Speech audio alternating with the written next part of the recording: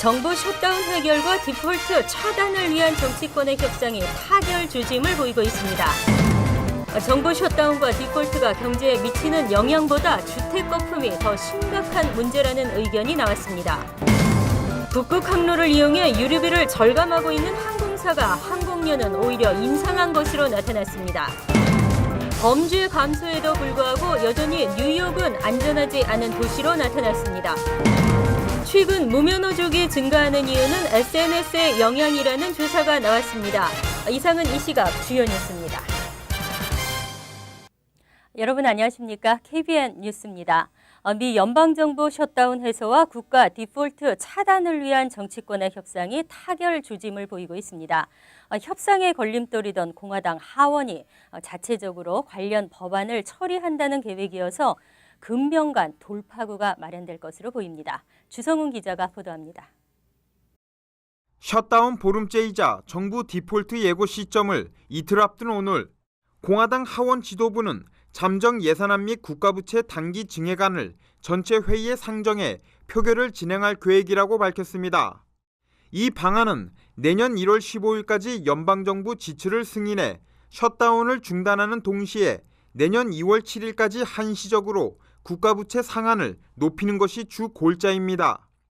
즉 연방정부 자동 지출 삭감 조치를 조정하면서 예산안과 국가부채 상한 증액안도 통과시키자는 것입니다.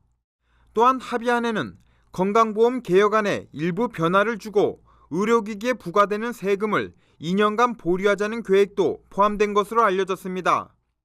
지난주부터 버락 오바마 대통령과 협의를 이끌어내기 위해 노력하고 있는 상원은 공화당 지도부와 생산적인 협상이 진행되고 있다며 재앙적인 디폴트 사태를 피할 수 있는 포괄적인 합의에 도달할 것으로 자신한다고 말했습니다. 그러나 일각에서는 민주당이 장악한 상원과 공화당이 다수석을 차지한 하원이 별도의 방안을 준비하면서 또다시 충돌할 가능성도 배제할 수 없다고 지적했습니다. KBN 뉴스 주성훈입니다. 연일 언론에서는 정부 셧다운을 보도하면서 셧다운이 경제에 미치는 영향에 대해 알리고 있습니다.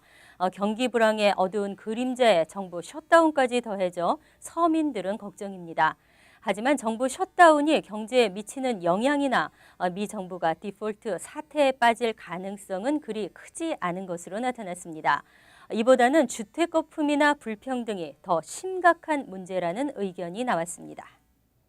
로버트 실러 예일대 교수는 어제 노벨상 발표 직후 예일대에서 열린 기자회견에서 미국이 디폴트에 빠질 가능성은 적으며 정부 셧다운도 경제에 미치는 영향은 그리 크지 않을 것이라고 관측했습니다.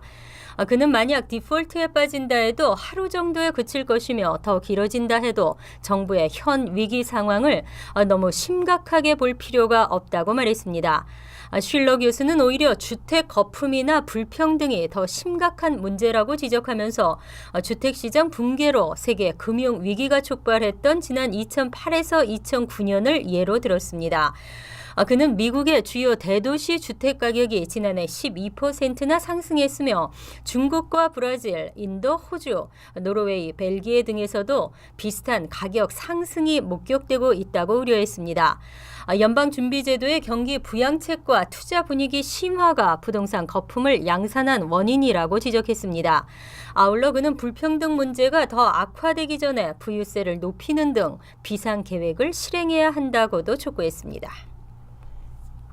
항공료 인상 소식은 해마다 연례 행사처럼 들려옵니다. 대한항공과 아시아나항공은 미주 노선 운항에서 북극 항로를 이용함에 따라 매년 유류비를 절감하고 있습니다. 하지만 항공료는 오히려 인상한 것으로 나타났습니다. 어제 한국국토교통부가 국회에 제출한 자료를 보면 대한항공은 2006년부터 미주 노선에서 북극 항로를 이용해왔고 이를 통해 올 상반기까지 유류비 300억 원을 절감했습니다. 아시아나항공도 2009년 12월부터 북극 항로를 이용한 덕분에 올 상반기까지 유류비 80억 원을 아낄 수 있었습니다.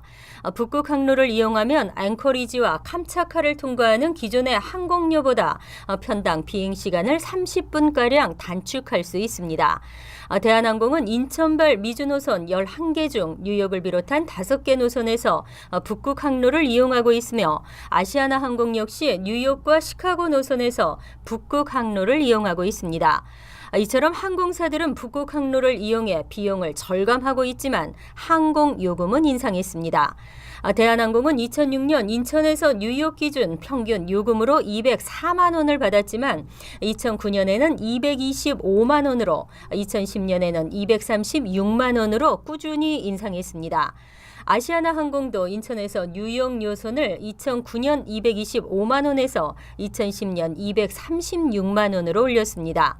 자료를 넘겨받은 새누리당 정우택 의원은 항공사가 정부로부터 북극 항로 이용 허가를 받아 연간 수십억 원의 비용을 절감한다면 승객에게 절감액의 일정 부분을 돌려줘야 한다고 말했습니다.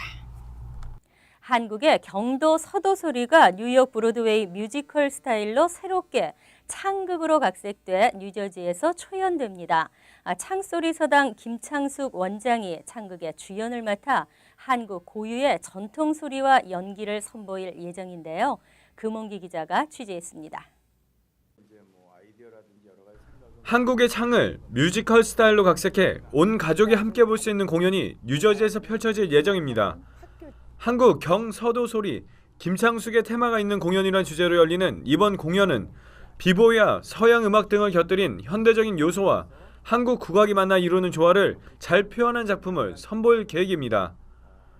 20대 정도 되는 청년들이 저희하고 같이 연기를 하고요. 거기 안에서 또 국악도 같이 배우고요. 그 친구들이 국악이 무엇이냐를 알아가는 거를 연기로 저희가 표현을 했습니다. 이번 테마가 있는 공연은 한인 2세와 타민족 등이 이해하기 힘든 한국 고전 음악을 현대식으로 각색해 누구나 쉽게 보고 이해할 수 있는 것이 특징입니다.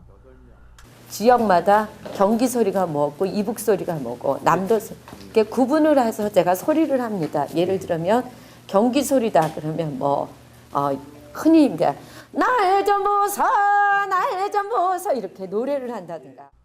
온 가족이 함께 어울려 한국 음악의 뿌리를 보다 이해하기 쉽게 알아볼 수 있는 이번 공연은 뉴저지 팰리세이즈 파크에 위치한 파인플라자 4층 맥제이홀에서 오는 11월 7일 저녁 7시부터 막을 올립니다.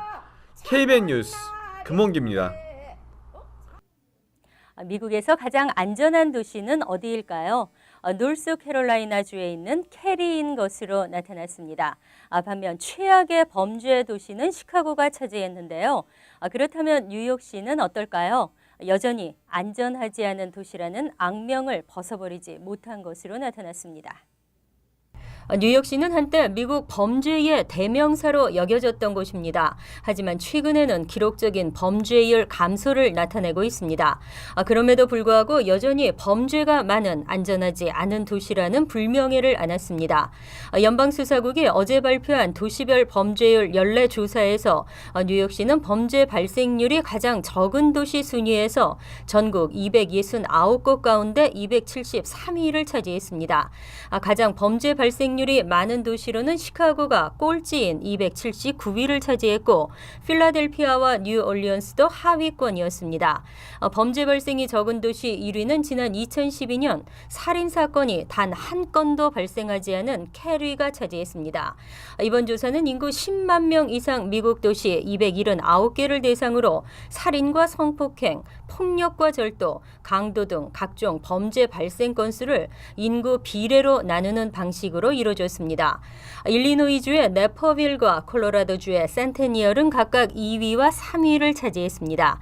뉴저지 에디슨은 6위, 뉴욕 용커스와 둣브리지는 12위와 20위를 차지했습니다.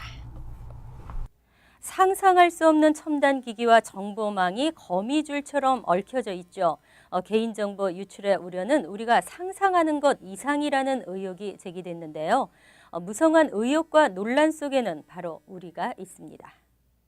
국가안보국이 전 세계 인터넷 이용자들에게서 연간 수억 건에 이르는 이메일 주소록과 메신저 친구 목록을 무차별적으로 수집해온 것으로 나타났다고 워싱턴 포스트가 어제 보도했습니다. 이런 정보 수집 행위로 개인의 인간관계와 사적, 사회적 삶은 세세하게 노출되고 있습니다.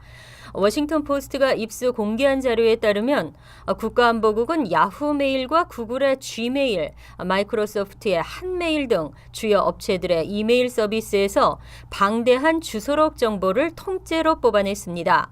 이메일 계정에 받은 편지함 화면과 온라인 메신저 서비스상의 친구 목록도 수집했습니다.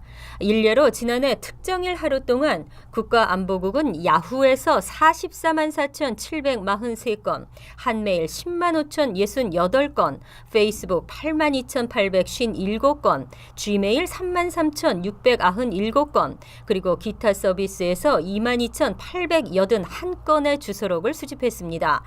하루만 해도 받은 편지함과 메신저 친구 목록 50만 건을 수집한 것으로 되어 있습니다. 이런 데이터를 분석하면 국가안보국은 한 사람의 내밀한 인간관계에 대해 일종의 지도를 그릴 수 있으며 예전에 이루어졌던 교신 내용도 파악할 수 있다고 워싱턴 포스트는 지적했습니다. 청소년들의 자동차 운전면허 취득률이 갈수록 감소하고 있습니다. 원인은 경기 불황에서 찾을 수 있겠지만 또 다른 이유는 소셜미디어의 발달이 한몫을 했다는 지적입니다. 미국에서 자동차를 몰지 않는 젊은이가 갈수록 늘고 있다고 USA 투데이가 어제 미국 질병통제예방센터의 최근 보고서를 인용해 밝혔습니다. 고교 재학 중 운전면허를 따는 학생 비율이 감소세를 보이고 있다며 이같이 보도했습니다. 130개 공사립 고교에 졸업한 학생 15,000명의 운전면허 소지 여부를 조사한 결과 면허 소지율은 2012년 현재 73%로 나타났습니다. 16년 전인 1996년 고교 졸업반 학생의 운전면허 소지율은 85%였습니다. 이 같은 현상에 대해 전문가들은 경기 침체로 부모의 지갑이 얇아진 것을 1차적 원인으로 꼽았습니다. 하지만 트위터와 페이스북 등 소셜미디어의 발달로 친구의 차를 얻어 타거나 자동차를 공유하는 풍조가 확산하는 것도 또 다른 원인으로 분석된다고 이 신문은 밝혔습니다.